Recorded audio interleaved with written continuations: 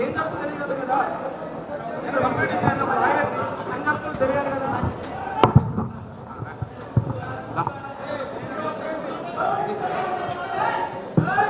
తెలంగాణ. ఇక్కడ సమావేశానికి విచ్చేసిన పెద్దలకి, మీడియా మిత్రులకి తెలంగాణపై వందనాలు. ముఖ్యంగా ఈ నియోజకవర్గంలో మొట్టమొదటి జెండా పట్టింది మా నాన్నగారు నూకపై నరసింహమూర్తి గారు. ఆయన తిరగలేకపోతున్నాడని నేను ఈ ఉద్యమంలోకి రావడం జరిగింది మరుసటి సంవత్సరం. అప్పటి నుంచి పార్టీ పగటాలు చేపట్టాను. నేను అప్పటికే బీటెక్ కంప్యూటర్ సైన్స్ ఇంజనీరింగ్ చదివి ఉన్నాను, ఉద్యోగం చేస్తున్నాను హైదరాబాదులో. కానీ నేను చదివింది రాయలసీమ. రాయలసీమలో మాకు తెలంగాణ వాళ్ళకి అన్యాయం జరుగుతుంది, మనకి తెలంగాణ, ప్రత్యేక తెలంగాణ ఖచ్చితంగా రావాలి అని ఆ ఉద్దేశంతో కేసీఆర్ గారు స్టార్ట్ చేస్తే మేము కూడా ఆయనకి తలొక్కి ఆయన బాటలో నడుస్తూ ఇక్కడ ఉద్యమం నడిపాం. 2014 దాకా ఉద్యమం నడిపాం, మేమే నడిపాం. తన్నులు తిన్నాం, బాధలు పడ్డాం. ఈ చేతికి ఎన్ని ఉంగరాలు ఉండేవో, నా 10 వేళ్లకి 10 ఉంగరాలు ఉండేవి, మెల్లో 4 గొలుసులు ఉండేవి, 3 కార్లు ఉండే, ఒక జీప్ ఉండేది. అన్ని ఉద్యమంలో కోల్పోయాం. నా ఉద్యోగం కోల్పోయా. లాస్ట్కి ఏమైందంటే రౌడీ షీట్ అనేది ఒక రేప్ చేసినోడి మీదో మర్డర్ చేసినోడి మీద పెడతారు. ఉద్యమకారులుగా మేము తిరుగుతున్నందుకు నా మీద రౌడీ షీట్ పెట్టారు. ఒక పక్క బాధలు, ఒక పక్క వ్యవహారాలు, కోర్టులో కేసులు, పద్దాక లాయర్లకు డబ్బులు పెట్టడం, ఇదే జరిగేది. అలా మేము చాలా కోల్పోయాం. అటు కంప్యూటర్ ఇంజనీర్ చదివిన నా ఫ్రెండ్స్ అందరూ వెల్ సెటిల్డ్ అయ్యారు, మేము ఇక్కడే ఉన్నాం. అసలు ఇదంతా కాదు, కోర్టులకు బోల్గా డబ్బులు ఖర్చు పెట్టాం, ఎవరు మమ్మల్ని పట్టించుకునేవాడు కాదు.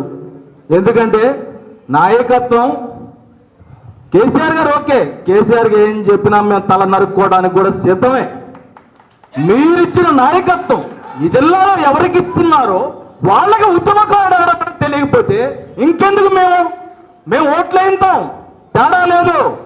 తుమ్మల నాగేశ్వరరావు గారికి ఇచ్చారు, వాళ్ళు మొత్తం వాళ్ళ టీంని వేసుకున్నారు, వాళ్ళే నాయకత్వం చేశారు. పొంగులేరు శ్రీనివాసరెడ్డి గారికి ఇచ్చారు, ఆయన మొత్తం ఆయన టీంని వేసుకున్నాడు, వాళ్ళే నాయకత్వం చేశారు. మేము ఎవడో కూడా తెలియదు వాళ్ళకి.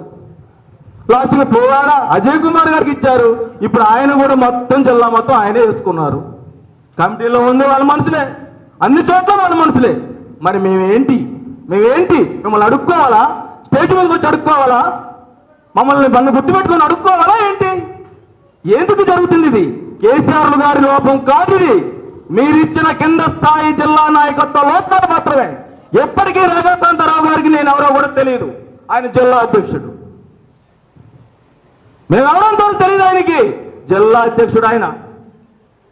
కనీసం మీరిచ్చిన నాయకత్వం ఉన్నోళ్ళు అందరినీ కూర్చోబెట్టి, నాయకుల్ని కూర్చోబెట్టి ఇక్కడ ఎవడు పని చేశాడు, ఎవరు చేశాడు ఇంతకుముందు అని ఎప్పుడన్నా సమావేశాలు నిర్వహించారా?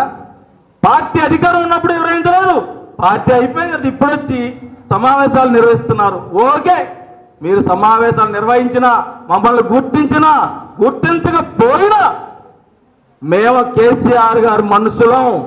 ఎవడు చేసినా ఎవడు పోయినా మేము కేసీఆర్ గారికి ఓటేస్తాం.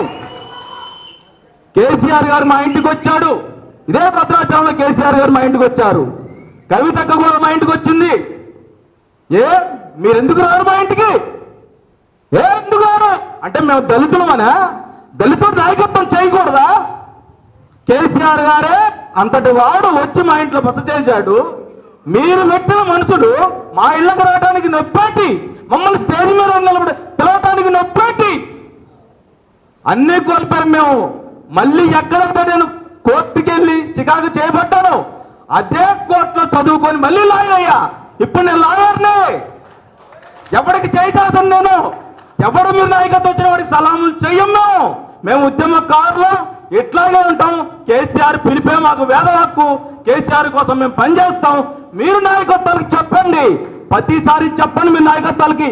ఇక్కడ లోకేశ్వర పనిచేశాడు, ఫస్ట్ ఎవరు పనిచేశాడు, తర్వాత ఎవరు పనిచేశాడు, వాళ్ళని పిలుచుకోండి, కూర్చోబెట్టండి, ఉద్యమం ఎట్లా చేయాలో వాళ్ళు నేర్పుతారు. లగడపాటి రాజగోపాల్ చొక్కా ఇదే విద్యుత్ సెంటర్లో పట్టుకున్నాను నేను. లగడపాటి రాజగోపాల్ చొక్కా 50 సెంట్లు పట్టుకున్నా మీరు పెట్టిన నాయకులు మమ్మల్ని పిలవకపోతే వాళ్ళు చొక్కాలు పట్టుకోలేవా? వాళ్ళు చొక్కాలు పట్టుకుంటాం.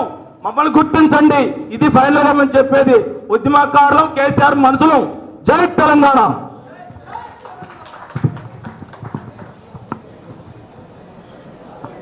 సంతోషం. అందరి ఆవేదన, ఆలోచన అన్ని కూడా క్లుప్తంగా విన్నవించిన